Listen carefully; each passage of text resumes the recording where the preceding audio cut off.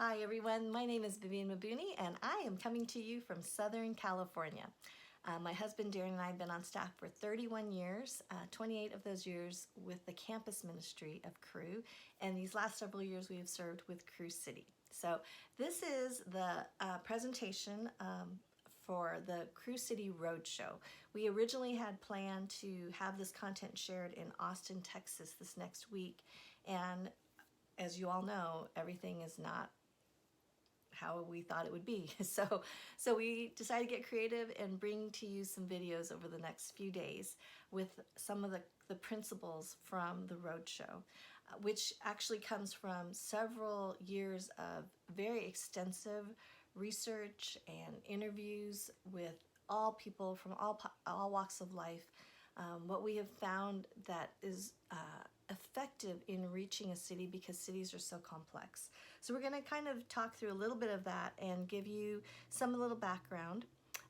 And there'll be some slides that will pop into this video, and I just really hope that the content will be helpful for you.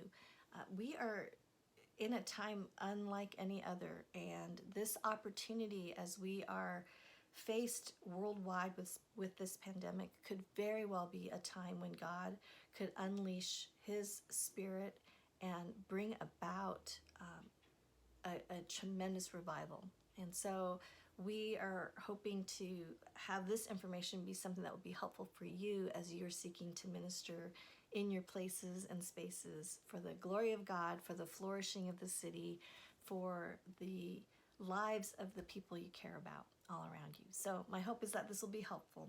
So the first thing is that we are looking at the city is less like a greenhouse and more like a wild field.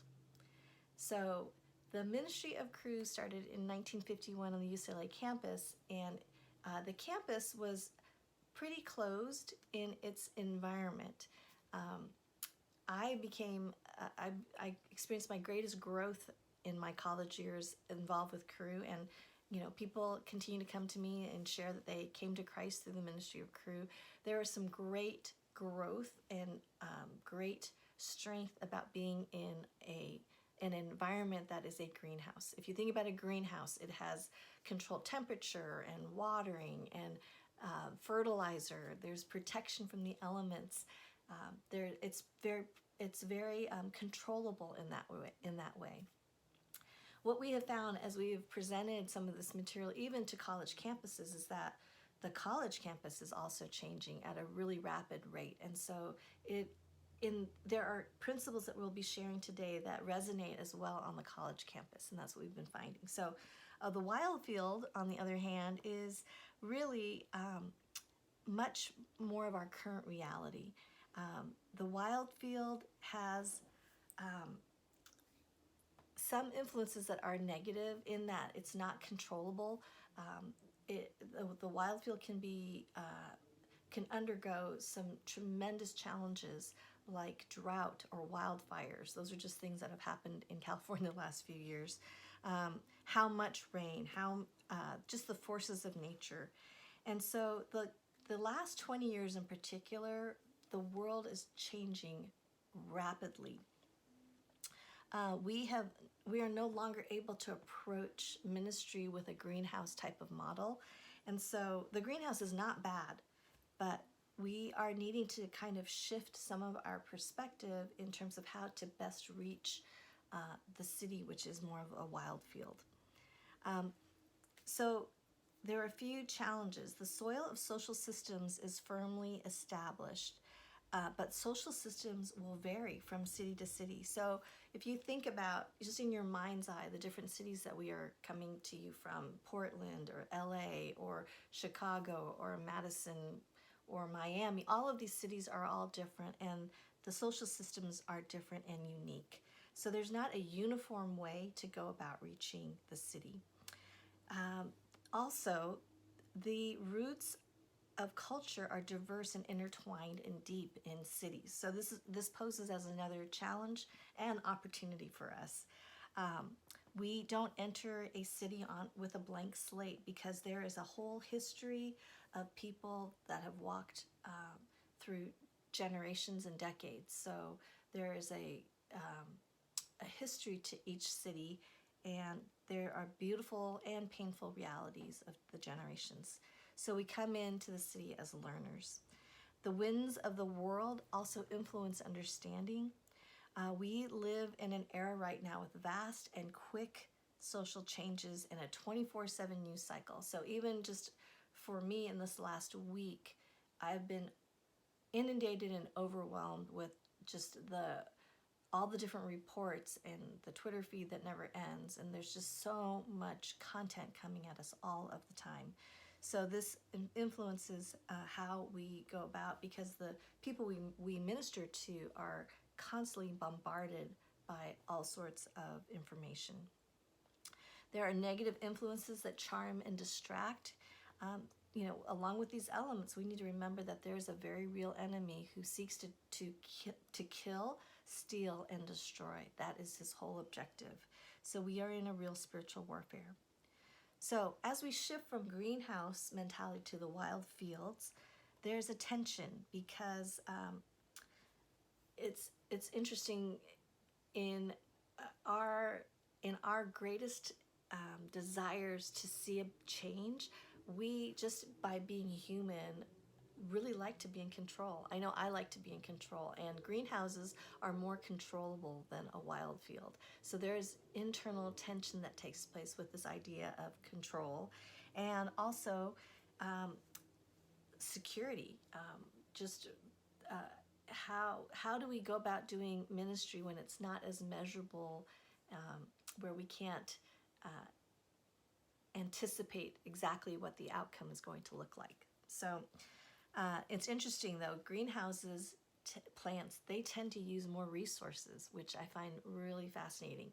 And as we think about a city, we know that for those of us who are Cru staff, there are never enough staff. There's never enough resources. And yet, God, in his sovereignty, he provides what we need, and he's able to help us to partner better, to utilize and come alongside those who are also doing the same kind of work that we're doing. So that's part of the thing that I'm most excited about, as far as really seeing real partnerships growing. So this wild field approach gives us an opportunity to trust God in ways that we may not otherwise, because our resources are limited and there is so much outside of our control. So as we think about the shift, there are paradigms that we need to address. One of these is what we call the cycles of momentum. We tend to look at ministry very much in a programmatic kind of way. We do events. Instead of looking at events, we want to think about it's about moments, not just events. We need to shift our thinking that it's not the events and having people joining our events, but it's us actually moving into the lives of others in a way that is about us. It's no longer them, it's we join you, and it's really a flipped around mindset, but I think it is exactly what is kingdom and gospel, where we are here to serve and to come alongside. We are not looking so much about us and our events, but how can we empower and allow others and allow a million expressions of the gospel to happen across our cities. So it really is a posture that we're looking at that's shifting. Really, it's us, and it's no longer them, and it's really we join you. That is some of what we're looking at. So, Cru joins you. It's estimated by 2050, 70% of the world's population will be in cities. And our posture must be to spread out and aimed at empowering others. I think those of us that have been involved with Cru for any amount of time, we have benefited so much in the training, in the experiences, and we have an opportunity to be learners and also share what we have with others too.